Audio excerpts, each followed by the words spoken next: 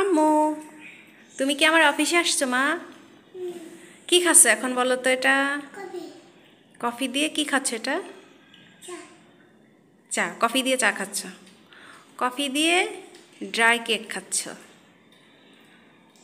তুমি কি এখন ভালো আছো? একটু সুস্থ আছো? পারফেক্ট। মাম্মাম, মাশাল্লাহ। আব্বু, আমার অফিসে আসতে তোমার ভাল লাগে? হ্যাঁ, আম্মুর সাথে একটু কথা বলো না প্লিজ।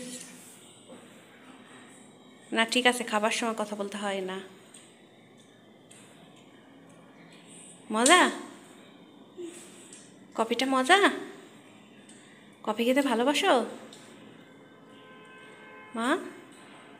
হ্যাঁ মা। হ্যাঁ, পানি খাবা পানির মধ্যে? কফির মধ্যে কেউ পানি খাই?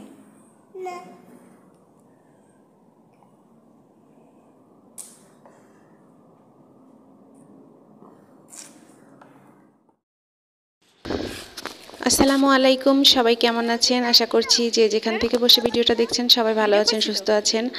আর এটা ছিল আমার গতকাল শনিবারের একটা ভিডিও, আপনাদের সাথে আজকে শেয়ার করছি। গতকাল অফিসে আসার সময় নিসা মামনি ঘুম থেকে জেগে গিয়েছিল, আর সে অনেক বেশি বায়না করছিল যে আমার সাথে অফিসে আসবে। তো যেহেতু শনিবারে তেমন একটা অফিসে চাপ থাকে না কাজের, এই জন্য মিম আবার বললো যে আপু তুমি ওকে নিয়ে যাও, আমি 1 ঘন্টা পরে এসে ওকে নিয়ে আসবো। তো এই জন্য নিসা মামনিকে সাথে করে নিয়ে আসলাম। আসার পরে আমি অনেক কথাই তার সাথে বলছিলাম, জিজ্ঞাসা করছিলাম যে বাসায় তো মিমিমা থাকবে, তাহলে তুমি থাকলে কি সমস্যা? তুমি তো আয়ানদের বাসায় ঘুরতে যেতে পারবা, তারপরে হচ্ছে তোমার বান্ধবীদের বাসায় ঘুরতে যেতে পারবা, তাহলে আমার সাথে আসার কি দরকার? তো আমার প্রশ্নের উত্তরে বলছিল যে আম্মু তুমি যখন অফিস চলে আসো, আপু স্কুলে চলে যায়, তখন আমার কি ভালো লাগে বলো? তুমি আমাকে অফিসে নিয়ে যাবা। তো ঠিক আছে, লাস্ট পর্যায়ে ওকে অফিসে নিয়ে আসলাম। মিম ঘন্টাখানিক পরে এসেছিল। তো আসার পরে যে আমরা দুপুর 1টার দিকে একসাথেই সবাই বাসায় ফিরেছি। তো আসার পরে মিম হচ্ছে যাওয়ার সময় ভর্তা ভাত রাইস কুকারে দিয়ে গিয়েছিল।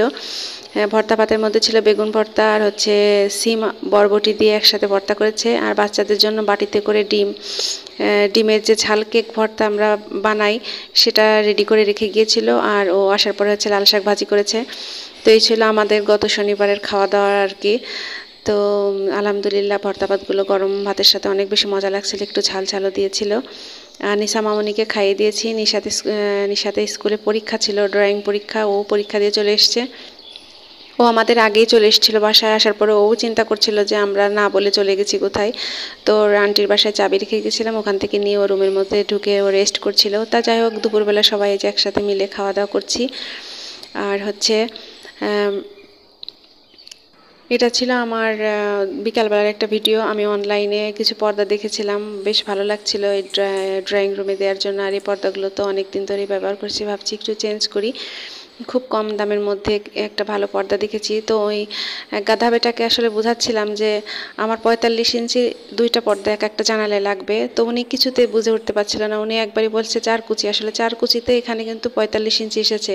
কিন্তু ইদানিং দেখবেন যে 45 ইঞ্চি থাকে না, ওখানে হচ্ছে 35 থেকে 36 ইঞ্চিতে থাকে 4 কুচি।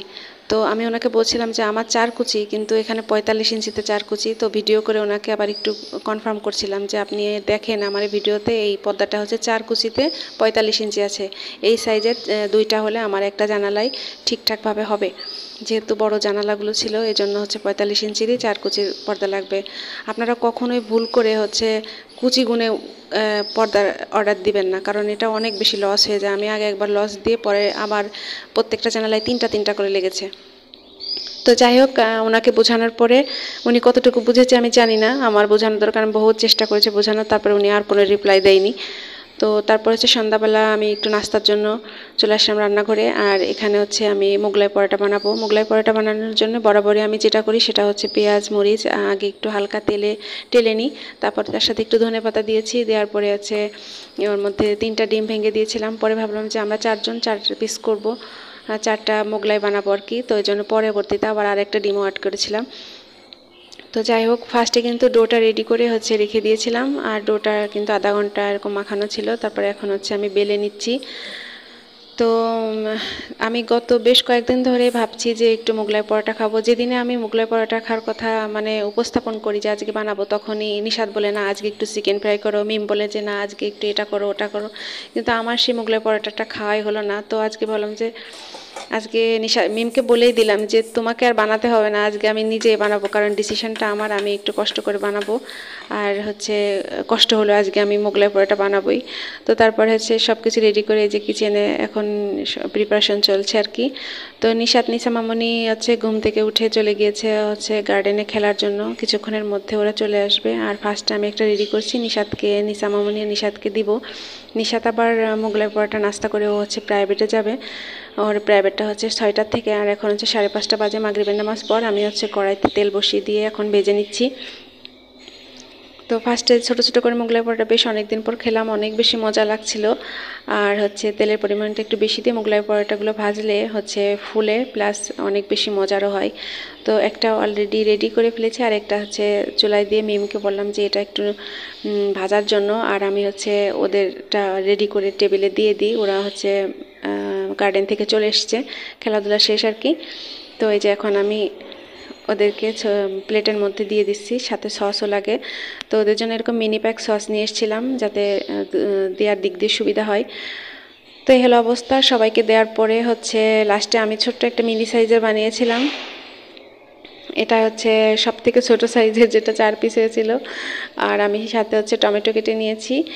এই হলো আজকের দিনের ভিডিও আমার। আসলে অনেক কিছুই ধারণ করতে ইচ্ছে হয়, এইগুলো ছাড়াও আসলে হয় না, সময় সুযোগ হয়ে ওঠে না। তো যাই হোক, ভিডিওটা কেমন লাগলো সবাই জানাবেন। সবাই ভালো থাকবেন, সুস্থ থাকবেন, আমাদের সকলের জন্য দোয়া করবেন। আল্লাহ হাফেজ, আসসালামু আলাইকুম।